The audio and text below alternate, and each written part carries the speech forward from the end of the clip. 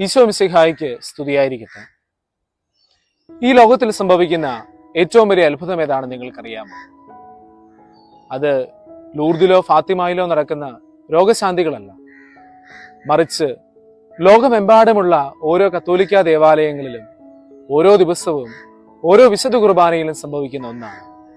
സാധാരണ അപ്പവും വീഞ്ഞും ഈശോയുടെ തിരുശരീര രക്തങ്ങളായി മാറുന്ന വലിയ അത്ഭുതം. സുറിയാനി സഭാപിതാവായ മാർ അപ്രേം ഇപ്രകാരം പറയുന്നു: ആരംഭത്തിൽ വെറും അപ്പമായിരുന്നതിനെ തന്റെ കൈകളിലെടുത്ത് അവിടുന്ന് പിതാവിന്റെയും പുത്രന്റെയും റുഹാദ് ഖുദിസായുടെയും നാമത്തിൽ വിശുദ്ധീകരിച്ചു. അവിടുന്ന് അത് വിഭജിച്ച് തന്റെ കരുണയാൽ തന്റെ സ്ലീഹന്മാർക്ക് ഓരോരുത്തർക്കുമായി പങ്കിട്ടു കൊടുത്തു. അവിടുന്ന് ആ അപ്പത്തെ തന്റെ ജീവനുള്ള ശരീരമെന്ന് വിളിച്ചു. അത് തന്നെ കൊണ്ടും തന്റെ ആത്മാവിനെ കൊണ്ടും അവിടുന്ന് നിറച്ചു. നമ്മുടെ നേത്രങ്ങൾക്ക് അദൃശ്യമായ ഈ രഹസ്യത്തെ, കുർബാനയെ, വെറും അപ്പമായി ഗണിക്കരുതെന്നും യഥാർത്ഥത്തിൽ ഈ അപ്പം തന്റെ ശരീരമാണെന്നും മാർ അപ്രേം സ്ഥിരീകരിക്കുകയാണ് ചെയ്യുന്നത്. നാം മനസ്സിലാക്കേണ്ട ഒരു വസ്തുത എന്തെന്നാൽ, കുർബാനയപ്പത്തിന്റെ ഓരോ ചെറിയ അംശത്തിലും ആയിരങ്ങളെ വിശുദ്ധീകരിക്കാൻ കഴിവുണ്ട് എന്നാണ്. ഭക്ഷിക്കുന്നവർക്ക് ജീവൻ പ്രദാനം ചെയ്യാൻ ശക്തമാണിത്. അതിനാൽ സംശയം കൂടാതെ നമുക്കത് എടുത്തു ഭക്ഷിക്കാം. പരിശുദ്ധ കുർബാന ഒരടയാളമല്ല, അത് യഥാർത്ഥത്തിൽ ഈശോ തന്നെയാണ്. യോഹന്നാന്റെ സുവിശേഷം 6-ാം അധ്യായം 53-ാം വാക്യത്തിൽ ഈശോ ഇപ്രകാരം പറയുന്നുണ്ട്: സത്യം സത്യമായി ഞാൻ നിങ്ങളോട് പറയുന്നു, നിങ്ങൾ മനുഷ്യപുത്രന്റെ ശരീരം ഭക്ഷിക്കുകയും അവന്റെ രക്തം പാനം ചെയ്യുകയും ചെയ്യുന്നില്ലെങ്കിൽ നിങ്ങൾക്ക് നിത്യജീവൻ ഉണ്ടാവുകയില്ല. ഈ വചനം കഠിനമാണെന്ന് പറഞ്ഞ് നിരവധി പേർ അവിടുത്തെ വിട്ടുപോയി എന്ന് സുവിശേഷം സാക്ഷ്യപ്പെടുത്തുന്നുണ്ട്. പക്ഷേ അവരെ ആരെയും തിരിച്ചു വിളിക്കാൻ ഈശോ പോകുന്നില്ല. കാരണം കാഴ്ചയ്ക്കപ്പുറത്തുള്ള യാഥാർത്ഥ്യത്തെക്കുറിച്ചാണ് ഈശോ പഠിപ്പിച്ചത്. എന്നാൽ അദൃശ്യമായ ഈ അത്ഭുതം ദൃശ്യമായാലോ? അതെ, അതാണ് ദിവ്യകാരുണ്യ അത്ഭുതം. എന്താണിത്? കത്തോലിക്ക സഭ എങ്ങനെയാണ് ഇതിനെ മനസ്സിലാക്കുന്നത്? നമുക്ക് കണ്ടെത്താം. ദിവ്യകാരുണ്യ അത്ഭുതങ്ങളെ മനസ്സിലാക്കാൻ ആദ്യം വിശുദ്ധ കുർബാനയെക്കുറിച്ചുള്ള കത്തോലിക്ക സഭയുടെ പഠനം എന്താണെന്ന് നാം മനസ്സിലാക്കണം. അതിനെ സത്താഭേദം അഥവാ ട്രാൻസബ്സ്റ്റാൻസിയേഷൻ എന്നാണ് പറയുന്നത്. ലളിതമായി പറഞ്ഞാൽ, വിശുദ്ധ കുർബാനയിൽ അപ്പത്തിന്റെയും വീഞ്ഞിന്റെയും ബാഹ്യരൂപം മാറുന്നില്ല. അതിന്റെ രുചി, നിറം, മണം, ഭേദം, ഭാരം ഇവയൊന്നും മാറുന്നില്ല. എന്നാൽ അതിന്റെ സത്ത പൂർണ്ണമായും മാറുന്നു.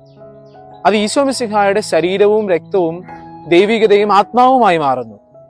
ഇതാണ് ഓരോ വിശുദ്ധ കുർബാനയിലും സംഭവിക്കുന്ന ഏറ്റവും വലിയ അത്ഭുതം. ഇത് നമ്മുടെ കണ്ണുകൾ കൊണ്ടല്ല, വിശ്വാസം കൊണ്ട് മാത്രം തിരിച്ചറിയാൻ സാധിക്കുന്ന ഒരു യാഥാർത്ഥ്യമാണ്. എന്നാൽ ചരിത്രത്തിൽ ചിലപ്പോഴൊക്കെ നമ്മുടെ ബലഹീനമായ വിശ്വാസത്തെ ശക്തിപ്പെടുത്താൻ ദൈവം ഈ അദൃശ്യമായ അത്ഭുതത്തെ ദൃശ്യമാക്കി തന്നിട്ടുണ്ട്. അപ്പവും വീഞ്ഞും മനുഷ്യന്റെ കണ്ണിന് കാണാൻ കഴിയുന്ന രീതിയിൽ യഥാർത്ഥ മാംസരക്തങ്ങളായി മാറിയ സംഭവങ്ങൾ.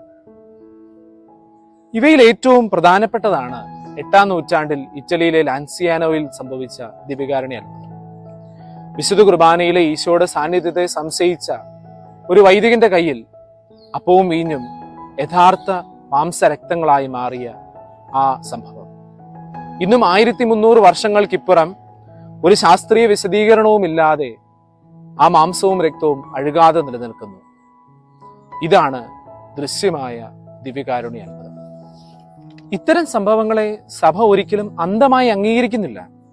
വളരെ കർശനമായ അന്വേഷണങ്ങളിലൂടെയാണ് ഒരു സംഭവം അത്ഭുതമായി സഭ സ്ഥിരീകരിക്കുന്നത്. ആദ്യം രൂപതാ മെത്രാൻ അന്വേഷിക്കും, പിന്നീട് അതിന്റെ ശാസ്ത്രീയമായ പഠനമാണ് നടക്കുക. വിവിധ തരത്തിലുള്ള ശാസ്ത്രീയ പഠനങ്ങൾ, forensic pathologist, chemist, histologist, DNA specialist, even നിരീശ്വരവാദികളായ ശാസ്ത്രജ്ഞന്മാരെ പോലും ഉൾപ്പെടുത്തിയുള്ള ടീമാണ് ഇവയെക്കുറിച്ച് പഠിക്കുന്നത്. ശാസ്ത്രീയ പരിശോധനകളുടെ എല്ലാം ഫലം ഒത്തുപോകുന്നതായിരിക്കണം. മാംസമായി മാറിയ തിരുവോസ്തിയിൽ ഒരു വിധത്തിലുമുള്ള കൃത്രിമത്വങ്ങൾ ഉണ്ടാകാൻ പാടില്ല. ഈ രൂപമാറ്റത്തിന് ശാസ്ത്രീയമായ അല്ലെങ്കിൽ മാനുഷികമായ വിശദീകരണങ്ങൾ ഒന്നും സാധ്യമല്ല എന്ന റിപ്പോർട്ട് വിശ്വാസ തിരുസംഘത്തിന് സമർപ്പിക്കും. വീണ്ടും നിരവധി ചർച്ചകൾക്കും തെളിവെടുപ്പുകൾക്കും വിശദീകരണങ്ങൾക്കും ശേഷമാണ് വിശ്വാസ തിരുസംഘം ഇതൊരു ദൈവിക ഇടപെടലാണ് അല്ലെങ്കിൽ ദിവ്യകാരുണ്യ അത്ഭുതമാണ് എന്ന് പ്രഖ്യാപിക്കുന്നത്. ലാൻസിയാനോയിലേതുൾപ്പെടെ സഭ അംഗീകരിച്ച പല ദിവ്യകാരുണ്യ അത്ഭുതങ്ങളിലും നടത്തിയ ശാസ്ത്രീയമായ പഠനങ്ങൾ നമ്മെ അത്ഭുതപ്പെടുത്തുന്നതാണ്. എല്ലാ ദിവ്യകാരുണ്യ അത്ഭുതങ്ങളിലും സ്ഥിരമായി കണ്ടെത്തിയ ചില കാര്യങ്ങൾ എന്താണെന്ന് വെച്ചാൽ, മാംസം അത് മനുഷ്യ ഹൃദയത്തിന്റെ പേശിയായ മയോകാർഡിയമാണ്. രക്തം മനുഷ്യ രക്തമാണ്. മിക്കപ്പോഴും അത് AB ഗ്രൂപ്പാണ്. ടൂറിനിലെ തിരുക്കച്ചയിൽ കണ്ടെത്തിയ അതേ രക്തഗ്രൂപ്പ് തന്നെയാണ്. ഹൃദയപേശികൾ കഠിനമായ വേദന അനുഭവിച്ച ഒരു മനുഷ്യന്റേതാണ്. ഈ ശാസ്ത്രീയ തെളിവുകൾ ഒരു സാധാരണ വിശദീകരണത്തിന് അതീതമാണെന്ന് ഉറപ്പാക്കിയതിനു ശേഷം മാത്രമാണ് സഭ അതിനെ ദിവ്യകാരുണ്യ അത്ഭുതമായി പ്രഖ്യാപിക്കുന്നത്. തീർച്ചയായും നമുക്കെല്ലാവർക്കും ചില സംശയങ്ങളുണ്ടാകാം. സാധാരണയായി ഉയരുന്ന ചില ചോദ്യങ്ങൾ നോക്കാം. എന്തുകൊണ്ടാണ് ഇത്തരം അത്ഭുതങ്ങൾ എല്ലായ്പ്പോഴും സംഭവിക്കാത്തത്? ഉത്തരം വളരെ ലളിതമാണ്. ക്രിസ്തീയ ജീവിതത്തിന്റെ അടിസ്ഥാനം വിശ്വാസമാണ്, കാഴ്ചയല്ല. കാണാതെ വിശ്വസിക്കുന്നവർ ഭാഗ്യവാന്മാർ എന്നാണ് ഈശോ പറയുന്നത്. നമ്മുടെ വിശ്വാസം പടുത്തുയർത്തേണ്ടത് ഇത്തരം അടയാളങ്ങളിലല്ല. എന്നാൽ നമ്മുടെ വിശ്വാസം ബലഹീനമാകുമ്പോൾ ഒരു അമ്മയുടെ സ്നേഹത്തോടെ ദൈവം നമ്മുടെ വിശ്വാസത്തെ കൂടുതൽ ഉറപ്പിക്കാൻ വേണ്ടി ഇത്തരം അത്ഭുതങ്ങൾ നമുക്ക് ദൃശ്യമാക്കി തരുന്നു. ഓസ്തി മാംസമായി മാറിയാൽ അത് ഉൾക്കൊള്ളാൻ സാധിക്കുമോ? ഇല്ല. ഒരു ദിവ്യകാരുണ്യ അത്ഭുതം സംഭവിച്ചാൽ ആ ഓസ്തി പിന്നീട് വിശുദ്ധ കുർബാനയായി നൽകാൻ പാടില്ല. അത് ദൈവത്തിന്റെ ഇടപെടലിന്റെ ഒരു തിരുശേഷിപ്പായി പരസ്യ വണക്കത്തിനായി സൂക്ഷിക്കുന്നു. ആ അത്ഭുതം അതിന്റെ ലക്ഷ്യം പൂർത്തിയാക്കി. ഓരോ ഓസ്തിയിലും ഈശോ സന്നിഹിതനാണ് എന്ന് നമ്മെ ഓർമ്മിപ്പിക്കുക എന്നതാണ് ഓരോ ദിവ്യകാരുണ്യ അത്ഭുതത്തിന്റെയും ലക്ഷ്യം.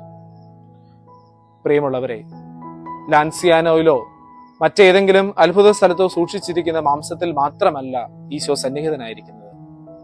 അതെ, ഈശോ പൂർണ്ണമായി ഓരോ വിശുദ്ധ കുർബാനയിലും അപ്പത്തിന്റെ രൂപത്തിൽ നമ്മുടെ അടുത്തേക്ക് വരുന്നു. വിശുദ്ധ കാർലോ ഒക്കിറ്റസ് പറയുന്നത് പോലെ, വിശുദ്ധ കുർബാന സ്വർഗത്തിലേക്കുള്ള എന്റെ ഹൈവേ ആണ്. ദൃശ്യമായ അത്ഭുതങ്ങൾ ആ ഹൈവേയിലുള്ള ദിശാസൂചികൾ മാത്രമാണ്. അവ ലക്ഷ്യമല്ല, ലക്ഷ്യത്തിലേക്കുള്ള ചൂണ്ടുപലകകളാണ്.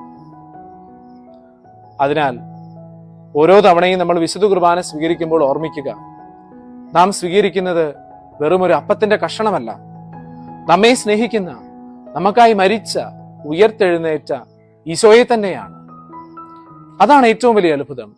അത് വിശ്വസിക്കാനുള്ള കൃപയ്ക്കായി നമുക്ക് പ്രാർത്ഥിക്കാം. മിശിഹായുടെ തിരുശരീരവും തിരുരക്തവും നമുക്ക് നിത്യജീവൻ പ്രദാനം ചെയ്യട്ടെ.